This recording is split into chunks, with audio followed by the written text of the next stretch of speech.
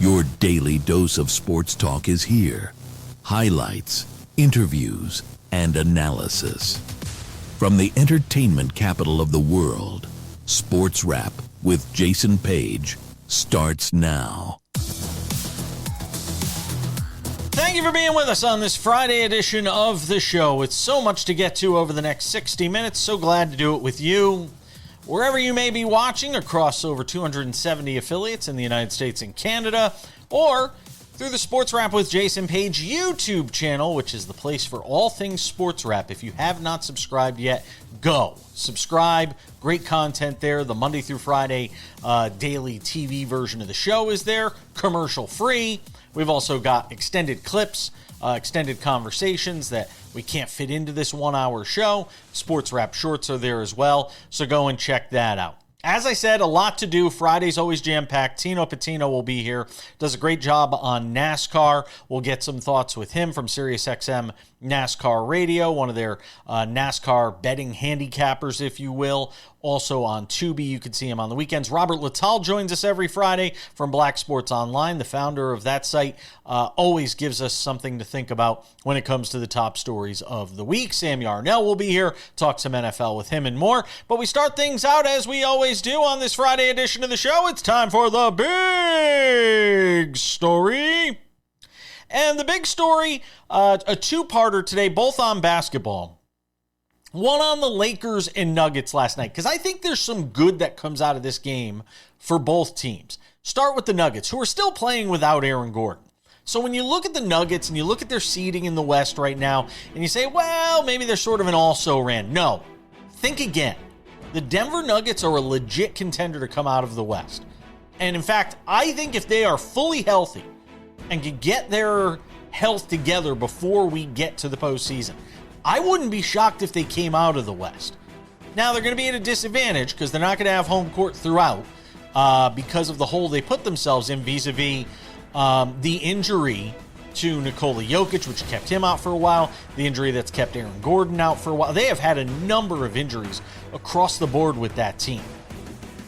But they still find themselves very much in the thick of things in the West. Maybe they can get to a 4 seed, get a home series. I think right now they're a 5 seed. The Lakers are just below them. But, you know, this was a hard-fought win that they got without Aaron Gordon. They led wire to wire against the Lakers team that, while it isn't a title contender, as LeBron James has been one to tell us, they are still a good basketball team that's going to win games. And the Lakers pushed them right up until the end of this game when Nikola Jokic hit a couple of buckets late that was able to help the Nuggets get across the finish line. And again, they win it by a final score of 110-103. And again, what was a thoroughly entertaining basketball game. The good news for the Lakers is this. While they didn't win this game, I saw fight. And if you're J.J. Redick, one of the things you wanted to see out of this Lakers team in this game was fight. They got down big early. You thought it might be one of those blowouts, where the Lakers don't show up. But they played hard for 48 minutes in this game. Overcame a double-digit, not overcame, but certainly battled back from a double-digit deficit in the fourth quarter of this game to give themselves a shot late to try and get this win on the road. So for me, if you're J.J. Redick, and if you're Lakers ownership and you want to know, is this team still fighting? Is this team still trying to win under J.J. Redick? The answer is obvious. It's yes. They are still playing hard. And some of that comes from following the lead of LeBron James at 42, doing what he's doing, running around all over the court, flying around, falling on the floor. Despite all the things you may want to think about within this Lakers organization, or even in this roster, where you think of potential dysfunction, they're still playing hard. And they will be a tough out in the postseason. Whether it's in the first round or second round, they're going to be a tough out when we get to the playoffs. That's big story part one. Big story part two is this guy. Russell Westbrook on your screen. Now, why are we talking about Russell Westbrook? The Sacramento Kings are god-awful. They're one of the worst teams in the NBA. They have 50 losses and very good chance they get to to 60 losses this season. It's been a rough year. Westbrook, one of the veteran guys on that roster to help lead a young group of players. But Russell Westbrook had an agenda last night. And I don't say that as a pejorative. I don't say it as a negative. But Russell Westbrook, when he met with the media on Thursday night after another Sacramento Kings loss, he had an agenda. And that agenda was, hey, you guys want to talk ish. You guys want to talk smack. You guys in this room, some of you are talk show hosts, some of you are journalists. I remember a time when the only guys generally in sports locker rooms after games, and then, these post-game press conferences they have, there was a time where all it was journalists. Because you didn't have this mass of sports talk media that you have now around the country, this 24/7 empire that people are making a living on, myself included, by the way. There was a time where the ratio was probably 8 or 9 to 1, journalists versus talk show hosts. Back then it was columnists, newspaper columnists were sort of the thing. So you'd probably get 8 journalists for every 1 or 2 sports newspaper columnists. Now you've got a room full of guys that aren't just talking about the game, they're talking about the game and giving their opinions on the game. And Russell Westbrook used this opportunity on Thursday night, to get in front of the media and say, all right, you're writing this and this about me. Why don't you say it to my face? Let's have that conversation. And a lot of the guys, for the most part, backed down. But the problem for Russell Westbrook was this. There were a couple of guys that said, all right, well, what did I say about you? And Russell Westbrook didn't have the receipts to back it up. See, if you're going to go and put on that sort of spectacle like he did last night, I don't know if he meant for it to be a spectacle. I don't think he was hoping to make front page news, or big story news as it would be in this case. But if you're going to go and do that, and a particular journalist does decide to say, well, what did I say about you? Since you're calling me out and pointing to me. And then you say, well, I don't want to get into it. It means you don't have the receipts. You can't do that if you don't have the receipts. If you're going to go and have that conversation, then have that conversation and have the receipts. Not pointing guys out and saying, well, you said this and this about it. I want to see what Robert Littal has to say about this a little later on in the show if we have time. If not, we'll throw it in the YouTube channel and you can go catch the conversation there. I don't know if we'll have time because I have a lot I want to get to with him today. But Westbrook, I thought, had a meaningful message, but I don't know if he was prepared to have the conversation in the heat of the moment after a game. If you get a chance, go and watch the video for yourself. That's coming up a little later on in the show as well. Robert Littal, the founder of Black Sports Online, will join us as well. We're talking some NFL. When we come back, Sam Yarnell will be here. Don't go anywhere.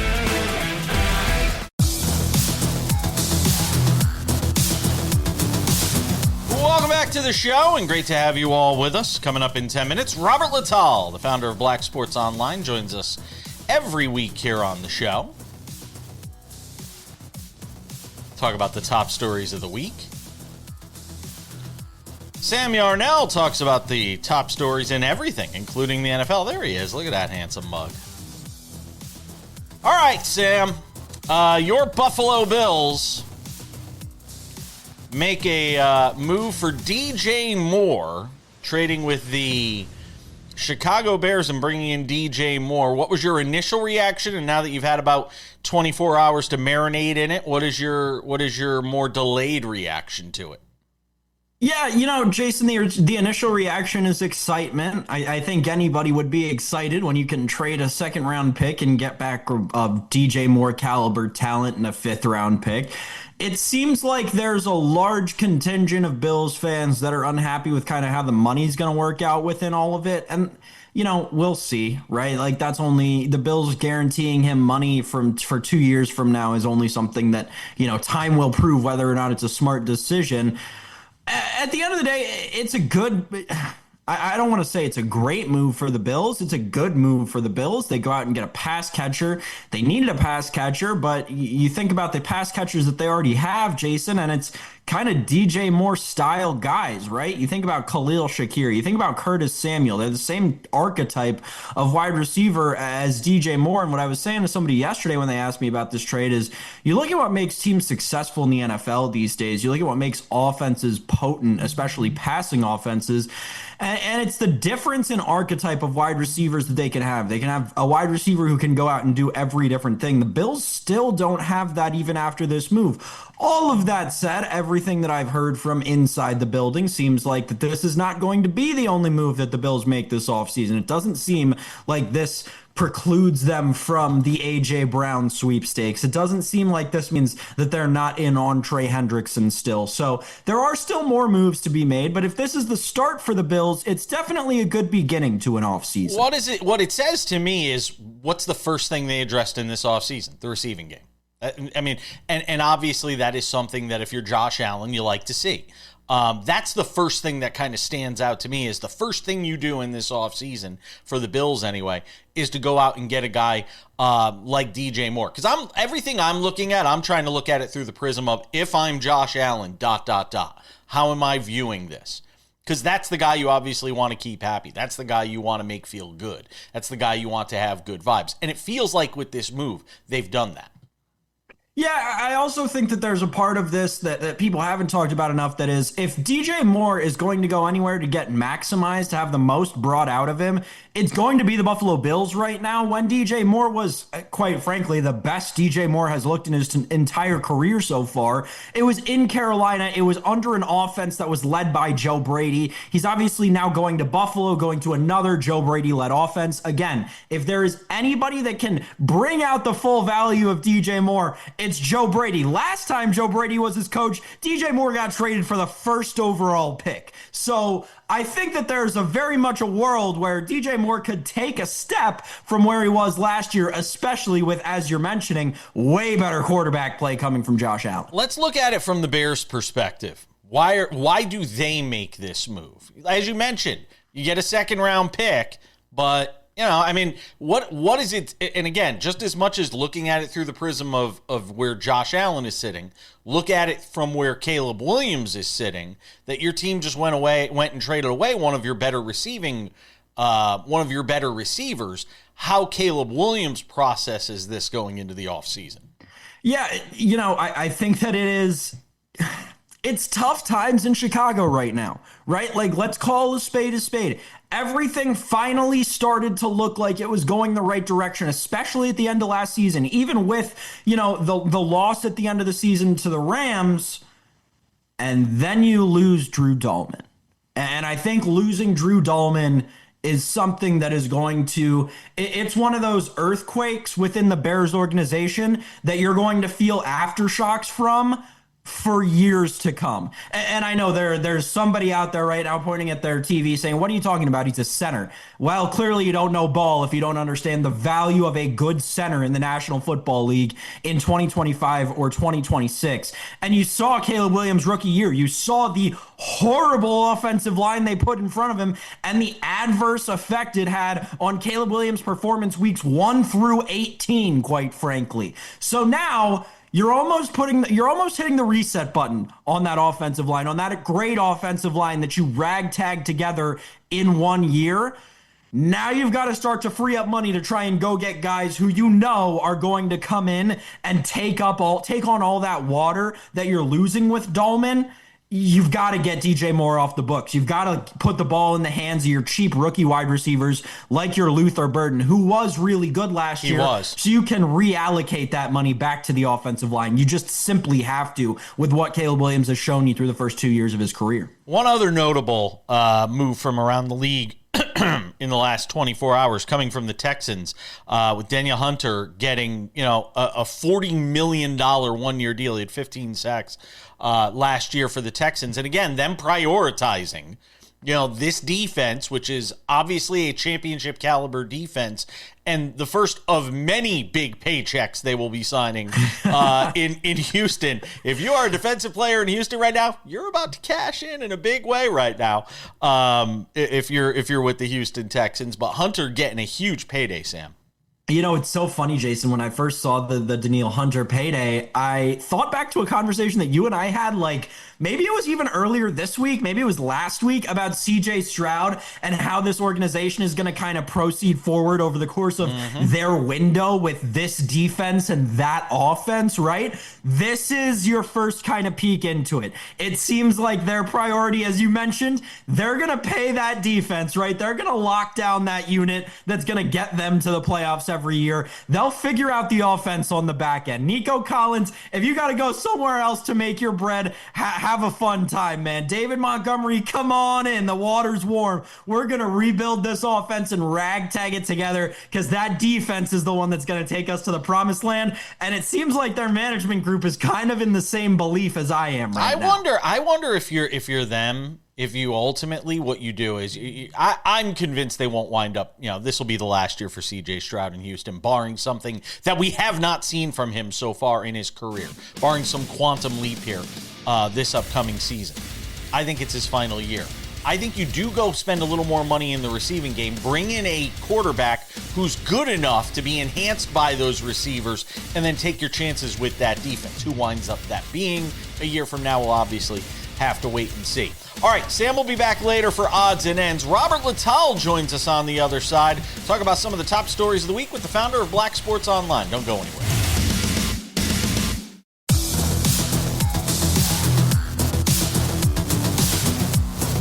We proceed on this Friday edition of the show. And if it's a Friday, that can only mean one thing. This guy's here.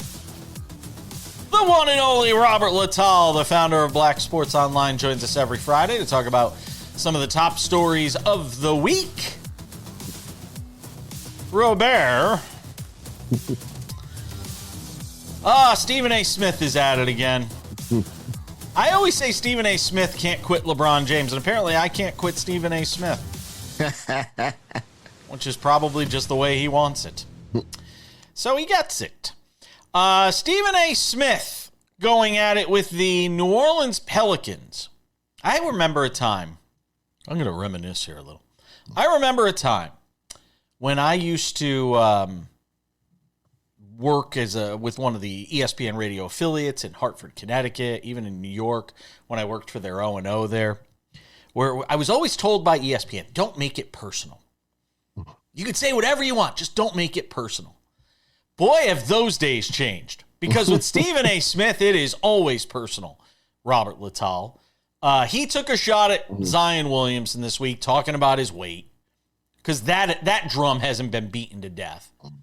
Especially when the guy's in the midst of like one of the best stretches of his career, playing in 35 straight games, and looking good when he's on the court, looking like the dominant player we thought he'd be when he's on the court.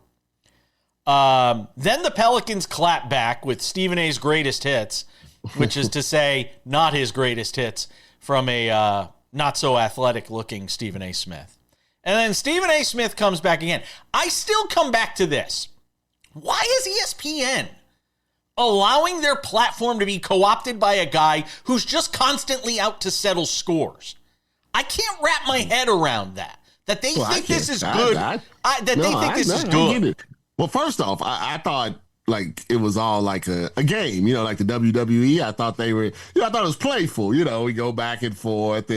But then, I think it was Jason Williams that said behind the scenes, Stephen A's feelings were really, hurt by this. And he did take it personal. And that's why he did 12 minutes monologue on probably an admin who's some 23-year-old guy or girl that's still in college, that's TikToking, and he just spent 12 minutes on them. But the reason why they do it is, I'll be honest with you, Jason, they feel that's what gets engagement. They feel that's what social media, has become. The clap back, so to speak, is more important than saying, well, man, Zion has played 35 games in a row. How should the Pelicans, handle that going, forward, as somebody that they had thought about trading, several times? Could he still be a cornerstone, like actual topics aren't.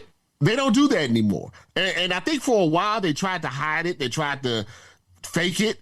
But now they're just embracing it. This is a guy that his takes have nothing to do with basketball or sports anymore. It's like you say, it's all about him. He's Vince McMahon of ESPN. And the more he does have to talk about sports, the more he gets exposed. Because the problem now the problem is he stretched himself so thin with the politics and the political talk and doing 17 shows a day. And by the way, I don't have a problem with guys who want to work hard. I think he's a bit of a media whore at this point. But I don't have a problem with guys that want to work hard, get their money, whatever it may be. But the problem with that is you get exposed, and now you have to go for these sort of personal topics, that sort of thing, as opposed to being able to talk about sports. Because when he does, he talks about guys that aren't even coaching teams that are fighting cancer, or he gets the name of somebody wrong or a position wrong or something like this, and he gets exposed because he can't talk about sports anymore because he has to talk about these bigger social issues or these personal topics. If people really wanted to get rid of Stephen A, or really, you would have to, like you said, stop talking about him, because it doesn't matter if it's negative or positive or neutral. Just the fact that his name is continuously being brought up is what fuels, his popularity. And I think he's realized that. And that's why any and everybody who even mentions him, there's a 12-minute reply on one of the 1,000 shows that he has. Yeah, and then and it's always this personal affront, like, oh, I can't believe they attacked me. I can't believe. Like, he's such a snowflake. You want to talk about Snowflake Central. Stephen A. Smith, grow some tougher skin. Yeah, he's very sensitive for someone that, talks about people who loves to attack people. Stefon Diggs, we've been talking about the NFL. Yeah. We just did it in the last segment with Sam. Stefon Diggs, are we almost near the end of the rope for him when you come to the combination of on the field, off the field? Are we nearing that point where Stefon Diggs is sort of on his way out of the league? Yeah, I feel like, he was productive. I mean, he wasn't, prime Stefon Diggs. Maybe he was serviceable. He wasn't like a bust or anything. I mean, they did get to the Super Bowl, but I think what you said is the price tag. Along with all of the drama. So, you're not going to, I think they paid him $20 million for the 1 year, close to that in New England. And then before with the Texans, he had $20 million. I think now, if he wants to still play, that's fine, but he's going to be on what I like to call that NBA star retirement tour, where the Carmelos and the Russell Westbrooks and the Allen Iversons, where they have to go to a bunch of different teams, but they have to take low money if they want to play. I think he has to get his court cases cleared up. I don't think anybody touches him while there's an active case going on. But he's the type of guy now that he's not going to get that call until somebody gets hurt in training camp. Maybe the first week of the season where his contract is not guaranteed. He's in that realm of player now, and he has to be really, really careful because one misstep and one more misstep, and that could be it. I got a minute left in this segment. We're holding you over for one more. Real quick, how's Odell Beckham Jr. broke? He's not, I would hope he's not broke. But in the immortal words of Patrick Ewing, they make a lot of money. They spend a lot of money. He's got you can visually see the money that's being spent, without, counting in their pockets. So I'm not surprised. I mean, this happens to a lot of NFL players from the top to the bottom. Happens to basketball guys, too. Yeah. I mean, it blows my mind that these guys by now don't have the right people around them to give them that financial common sense. It just blows my mind. When I see this about OBJ, it kind of makes me sad. And I know I shouldn't feel sorry for a guy that's made all that money and blown through it, but it kind of makes me sad when I see these sorts of things. He's good looking. He can model or something like that. I'm surprised he hasn't done TV. He's got a personality. Yeah, he's kind of fell out of that world. Yeah. But I think he's the type that could make it come back. All right. Robert Littal's going to hang around for one more segment. Trinidad Chambliss and the NCAA still going at it, and a bunch of women's basketball to get to, including a brawl you got to see next. Welcome back. Coming up in 10 minutes, Tino Patino talks NASCAR. Big race in Phoenix this week. Can Tyler Reddick make it 4 in a row to start the season? Already an unprecedented 3 in a row to start the season for him. Michael Jordan, his racing team, Robert Littal. MJ still finding ways to make news. Got me watching little NASCAR.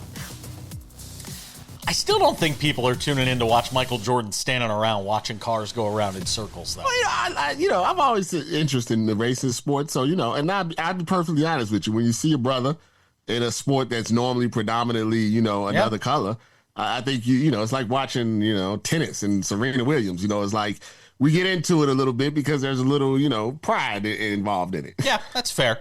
Trinidad Chambliss and the NCAA, the dispute that will not go away. We thought Trinidad Chambliss was going to get one more year of eligibility. The NCAA says not so fast, Lee Harvey.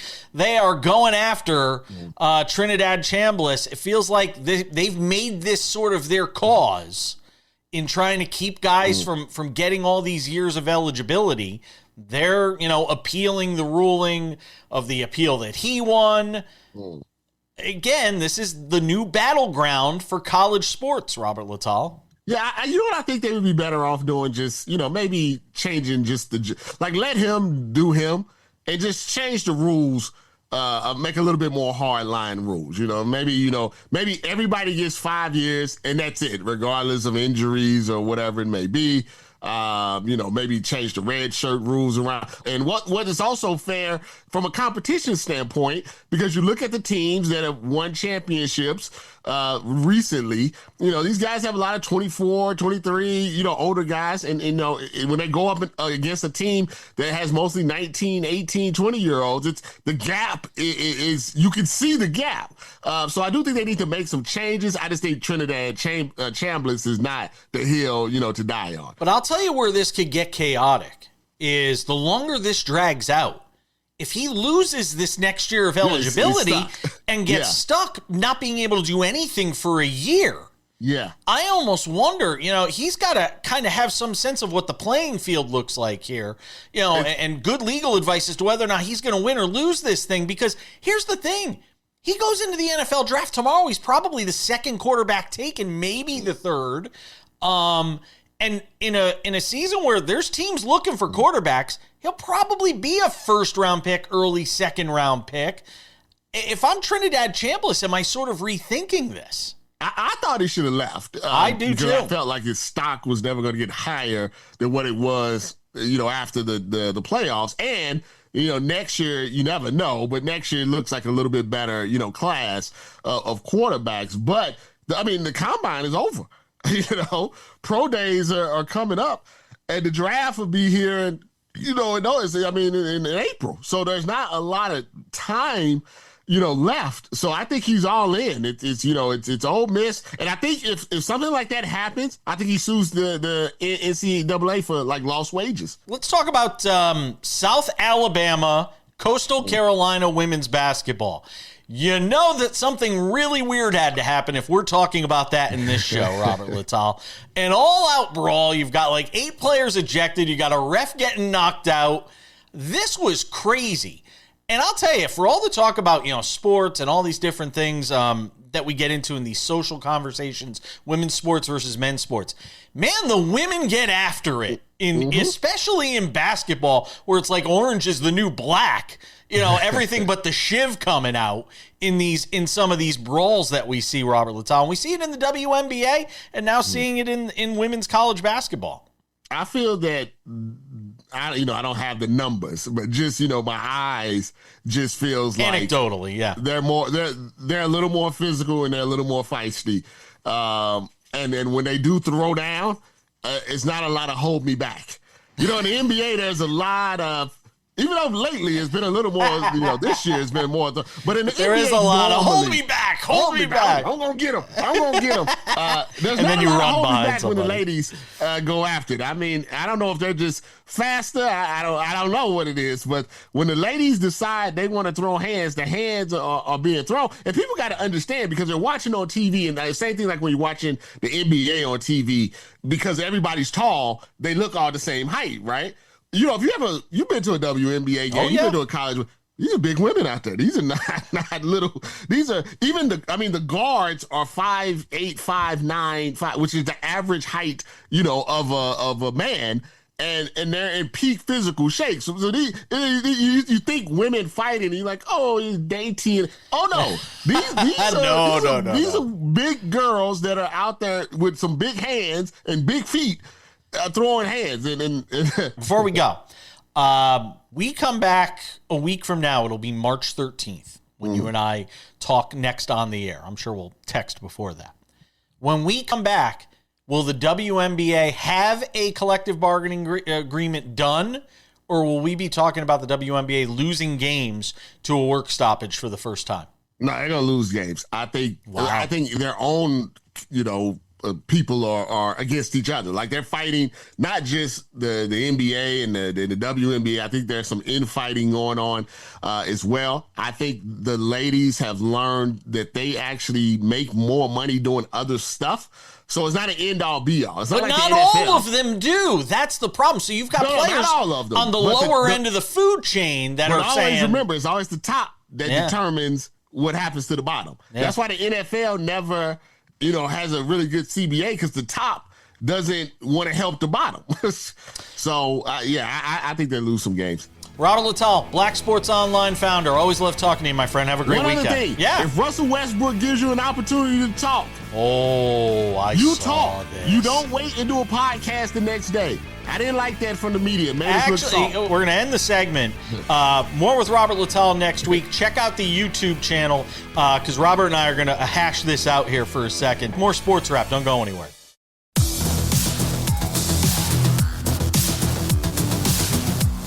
Welcome back to the show. Odds and Ends wraps it up 10 minutes from now, but let's talk some NASCAR. Because if it's a Friday, it's a NASCAR Friday with this guy. The one and only Tino Patino is here.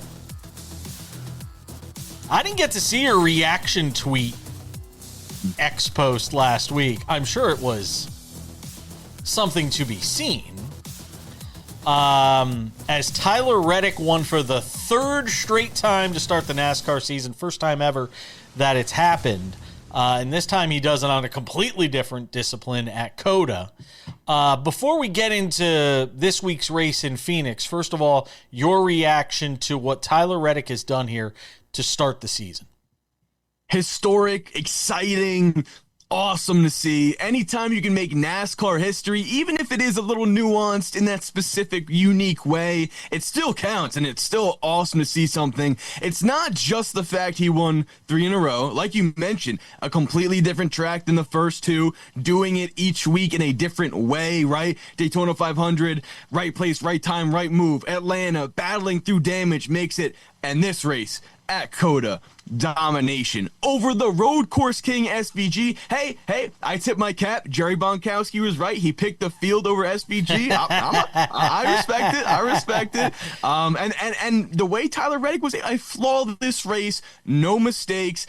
SVG was there. He was pushing the issue. Even Ryan Blaney up in the mix. But realistically, when I look back at that COTA race, that was one of the best races Tyler Reddick has run, and it was for a historic win, 3 in a row. To start a season off like that with that momentum, not to mention the new chase format and how it impacts the point standings, is huge.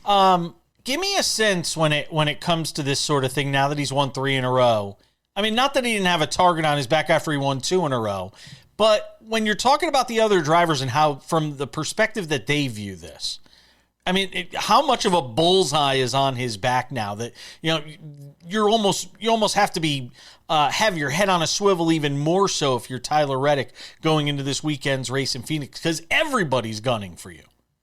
100%. And I know for a fact, listening to some podcast interviews after the race, what Denny Hamlin has to say, which he's a big proponent of this chase format. You look at these standings, Tyler Reddick, Bubba Wallace up there, Chase Elliott, Ryan Blaney. These are drivers that we expect. But when you look at Kyle Larson, William Byron, minus 113 points down, I think it's less of a target on Tyler Reddick's back, because winning 3 in a row, winning 3 races at all is huge with this format.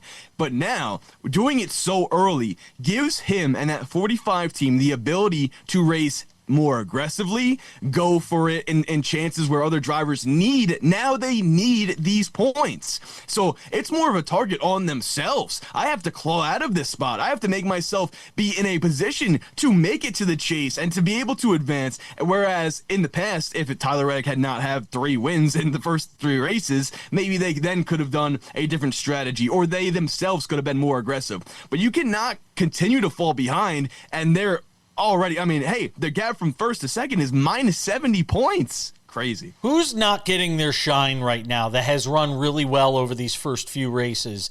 That's been a complete afterthought because of what Tyler Reddick has done. But if you were to spotlight one driver right now, who would it be?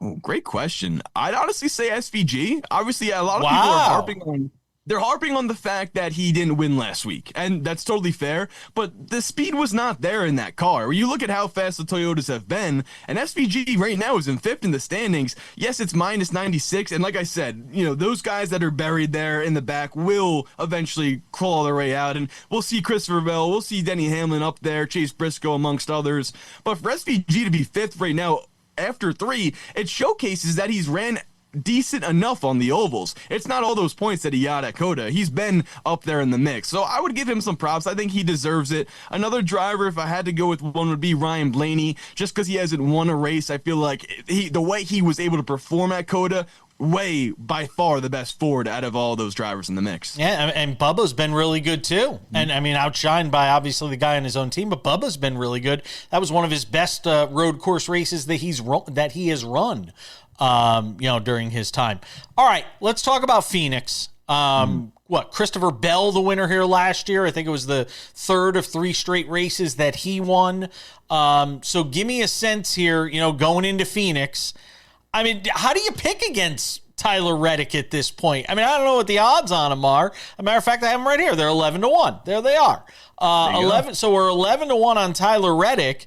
I mean, amazing that you could get a guy that's won the first 3 races at that number. Don't you have to take him?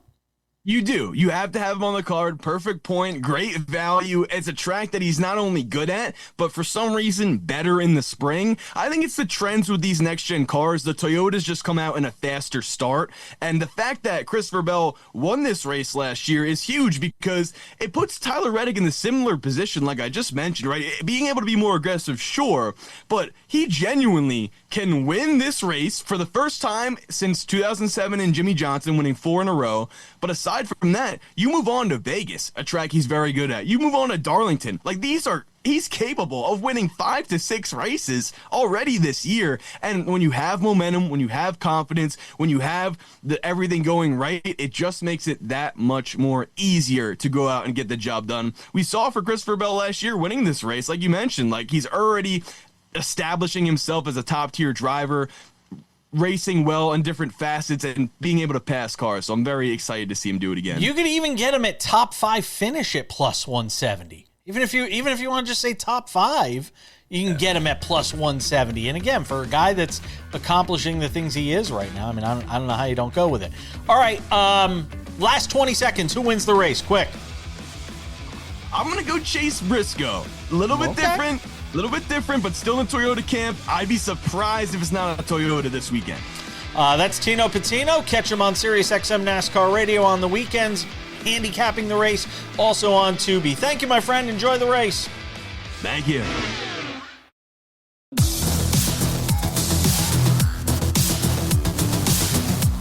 All right, just about time to put the wraps on this baby for a Friday.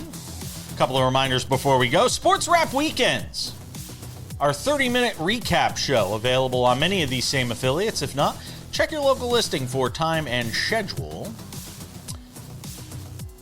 We've also got SportsWrap with Jason Page, the podcast, our Monday through Friday TV version of the show in its audio form. Pure audio, crystal clear. It sounds great. The audio podcast available wherever you get your podcasts: Spotify, Apple Podcasts, YouTube Podcasts, iHeartRadio, TuneIn, Odyssey, Amazon. Anywhere you get a podcast, you can listen to this show Monday through Friday. 45 minutes, it's wonderful. Also, the Sports Wrap with Jason Page YouTube channel. This is the place for all things Sports Wrap with Jason Page. The Monday through Friday TV version of the show is there, 45 minutes commercial free, early each afternoon. We also have SportsWrap Shorts. These are 1 to 3 minute long videos recapping the top stories of the day. Something breaks, boom, we're there to cover it with SportsWrap Shorts. Also, extended clips from the show, extended interviews, extended highlights from the show, all available on our SportsWrap with Jason Page YouTube channel. SportsWrap Shorts also available on our TikTok, SportsWrap Jason Page, and on our Instagram. You guessed it, SportsWrap Jason Page. And now, without any further delay on this Friday edition of the show, Sam Yarnell, it's time for some odds and ends. Odds and ends, Sam Yarnell. They're playing golf at the Bay Hill Invitational, Arnold Palmer's old tournament down there in Florida. I tell you, man, it just goes to show you sometimes how luck can play into things. You know, what time your tee time is. If you teed off early yesterday, nice, relatively tranquil conditions. You're Daniel Berger, you can go out there and shoot a 9 under, Sam. But boy, oh boy, if you had the later afternoon tee times, whoo, were you fighting it in that wind, where guys really struggled to keep their heads above water. Daniel Berger was your leader after the first round. Where do you see this thing going over the weekend? Okay, this is crazy. This is one of the craziest things I've ever seen with my own 2 eyes. Okay. And I can't believe I'm looking at it. Okay. It's going to be different by the time you're watching Yes. this because the golf tournament is going on as we are recording this show. Yes. However, going into the second round, Yep. after the first round, Scotty Scheffler is 7 strokes off the lead. He is at 2 under. The aforementioned Daniel Berger is at 9 under on the tournament. Scotty Scheffler, again, 7 strokes behind the leader, is your betting favorite to win this tournament with 3 rounds to go at plus 480. It's not even close between him and the leader. He's got a 70-cent lead on the leader. It is ridiculous what we are seeing go on in the world of golf right now. Scotty Scheffler is favored to win this tournament more than a round into it in 17th place. This is ridiculous. I'll tell you it's ridiculous, though. It's an idiotic number. If you bet that, you're an idiot. You're an idiot. You're an idiot. In this field, in this event, in this field, he's not winning. I will eat my shoe on Monday if Scotty Scheffler, and I won't even eat one of the nice, perfectly pristine, clean ones I have. I'll eat one of the dirty, ugly, my old coach shoes. I'll eat those. Okay? He's not winning this event. He's not coming back from 7 shots down. Look at the top of this leaderboard. Colin Morikawa, Ludwig Oberg. These aren't a bunch of wilting flowers that are all going to crumble and die. Keep going on the rest of the leaderboard. Xander Schauffele, Adam Scott, Maverick McNeely, who's playing good golf, Ricky Fox. I mean, this is a who's who, on this leaderboard. Scotty Scheffler's not winning at Bay Hill after starting out poorly. And this has been his story throughout this entire season, Sam. He's gotten off to these poor starts. He shot a 70 yesterday. Rory McIlroy's in this field. I don't know where Rory was after the first round, though. Rory McIlroy was out there yesterday fighting that wind. He shot an even par yesterday. He's actually about to tee off right now out there at Bay Hill. I think the reason that the sports books have reacted the way that they have, and the reason that I have reacted the way that I have, because I did just put a ticket in on Scotty to win this whole tournament. I found a sports book offering him 5-1. I'm not gonna turn down 5-1 on the far and away best golfer in the world. That's like you saw a 5-1 ticket laying on the ground. Would you pick it up? I would. Hand me your money. Just hand me your money. My thing about this tournament is, you're right, Jason. All season long, we've seen Scotty Scheffler do this. Except when he's done this, he falls down in the first round so far that he's below the cut line. Yeah. In this one, he's only in 17th. So I'm going to take my chances with this. Hey, if he's coming back from being T60th all the way to finishing in 3rd in the tournament, I'll take my chances on him going from T17th to coming all the way to win. I don't get it. As confounding as that is, I was just talking about it with our friend Tino Patino in the last segment.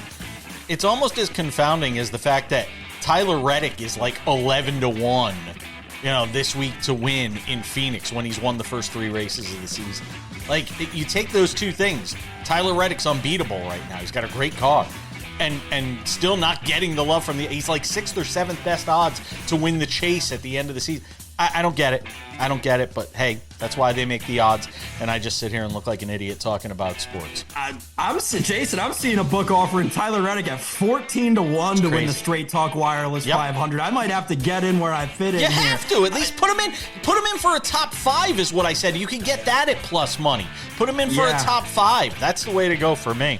It's going to wrap it up for us. Thank you to Sam Yarnell all week long. Fantastic work from you, sir.